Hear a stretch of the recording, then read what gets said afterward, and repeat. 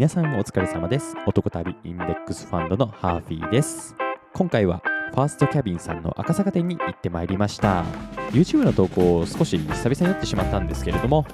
変わらずね元気にやっていきたいかと思います。それではまずアクセス企業情報を言ってまいりましょう。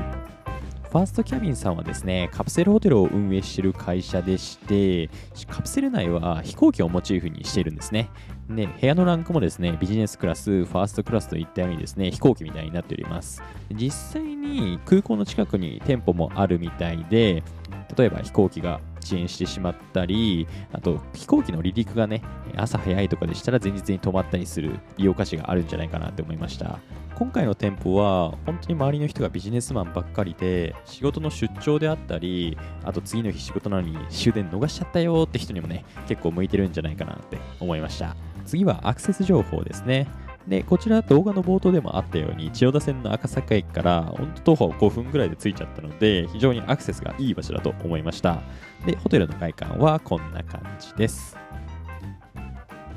そして早速チェックインですね。入り口はこんな感じになっておりまして、空港の絵とかもあったりして、本当にね、空港を思わせるような内装になっておりました。で、チェックインの時間が結構特徴的なんですけど、5時からチェックインなんですね。なので、宿泊施設を楽しむっていうよりは、ゆっくりいいカプセル内で休んで明日に備えるといったことが目的なんじゃないのかなって私は泊まってみて個人的に思いましたね。そして今回この施設にはですね、ビジネスクラス、ファーストクラスの2つの部屋のタイプがありましたので、連れとそれぞれ泊まってみて比較対象しておりました。今回の動画は結構カプセル内の動画メインになりますので、そちらに注目しながら見てみてください。で、こちらチェックインカウンターの前にはこのようにですね、アメニティが置いてありまして、自分の好きなものだけを取って使えるといった効率のいい便利な形になっておりましたね。で、何がどこに置いてあるかといったですね、説明もこのように書いておりましたので分かりやすかったです。次はチェックインの時にもらったカードキーを使ってカプセルフロアに向かっております。これ連れがね、せっかちでかなりボタンを押してるんですよね。皆さんこんなにボタンを押すのはやめてください、本当に。そしてその話はさておきですね、カプセルフロアに着きました。で、カプセルフロアの手前にこのように扉がありまして、ここもね、カードキーを使ってね、開くようになっていますので、セキュリティがバッチリですよね。そして宿泊料金についてなんですけれども、ビジネスクラスは3500円、ファーストクラスは5500円になっております。僕はビジネスクラスに泊まりまして、連れはファーストクラスに泊まっております。ちょっと勝負に負けてしまいまして、ビジネスクラスに僕はなってしまいました。そしてフロアは男女別フロアになっております。部屋のランクによって階が変わっちゃうかなと思ってたんですけれども、同じ階にありまして、ホテルの方が親切に僕と連れの部屋が隣り合うようにね、予約していただけたので、本当にありがたかったですね。ありがとうございます。はい、次はですね、こちらが廊下から見たビジネスクラスとファーストクラスのお部屋になるんですけれども、こちらのファーストクラスのお部屋、皆さん見てください。めちゃくちゃ広くないですか？このファーストクラスに関してはカプセルホテルの想像の域を超えておりまして、もはや部屋でしたね。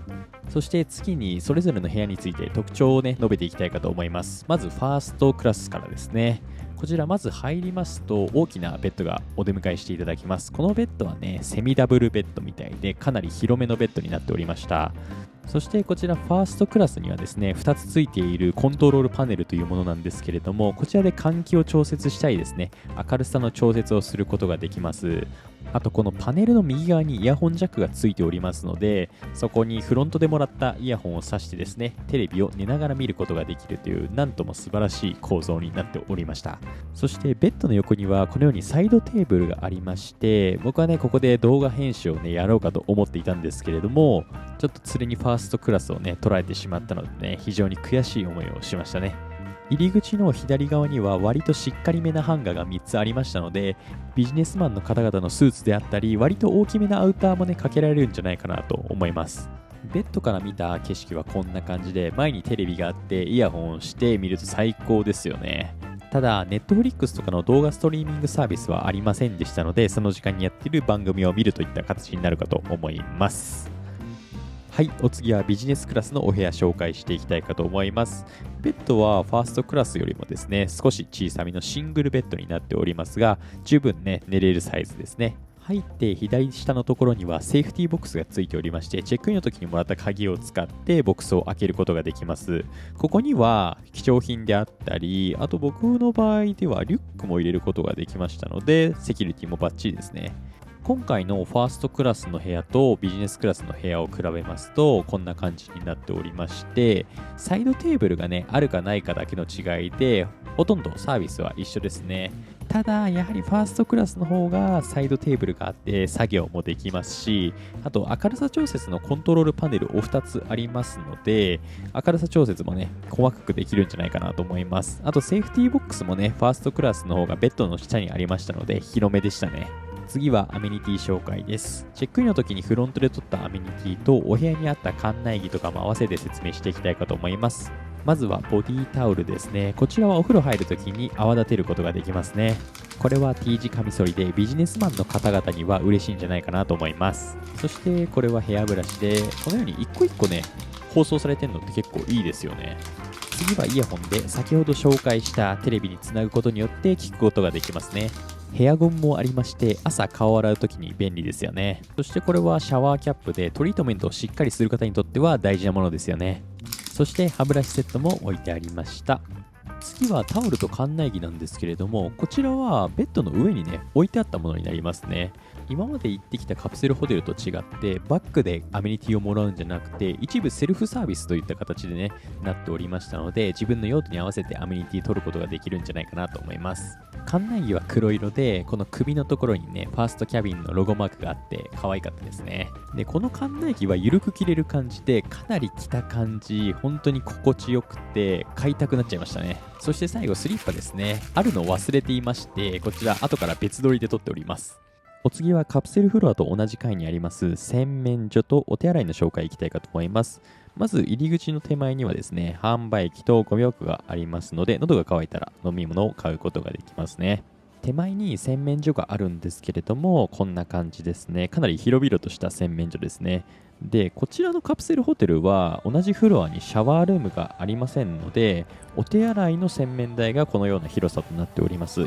やはりお仕事をしている方々のためにここにあるドライヤーですとかアメニティでご紹介させていただいたヘアゴムを使って朝の支度をスムーズに行うことができて仕事に向かえるんじゃないかなと思います。こういったシェービングローションとか綿棒もありましたね。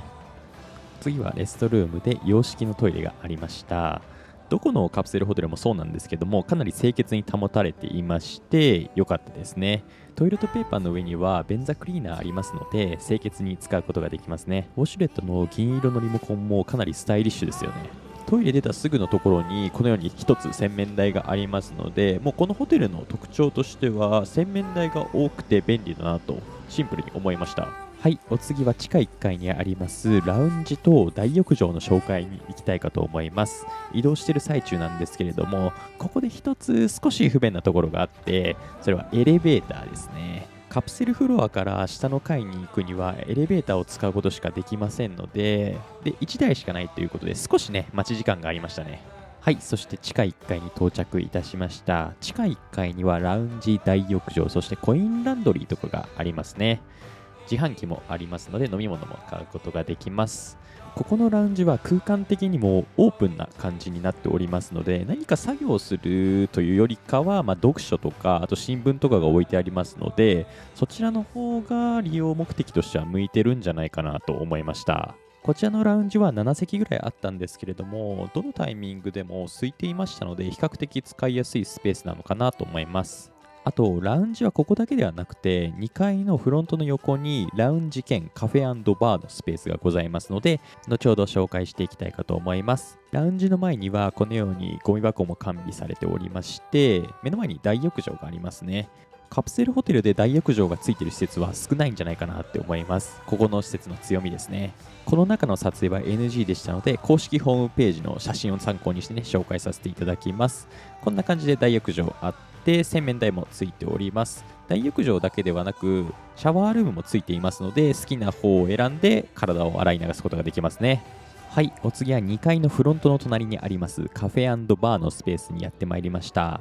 こちらのお店の営業時間が終わると、ホテルに滞在している方々たちのラウンジのスペースとしてね使えるみたいなので、今回行ってみました。やはりカフェということもあって、この窓際のカウンター席には電源も完備されていましたし、あとソファー席にもね、コンセント足元についていて、非常に便利だなと思いました。あと、このスペースをラウンジとして利用する場合は、食べ物の持ち込みが OK ですので、何か買ったものを持ち込めるんですけれども、お湯とか電子レンジがなかったみたいなので、ちょっと買うものに注意が必要ですね。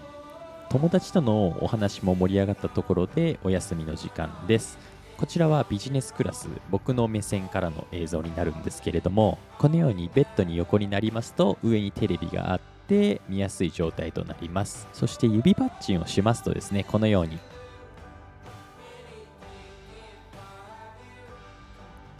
なんてことはないですからね。少し動画編集中に遊びたくなってしまいました。というところで皆さん、本日もおやすみなさいませ。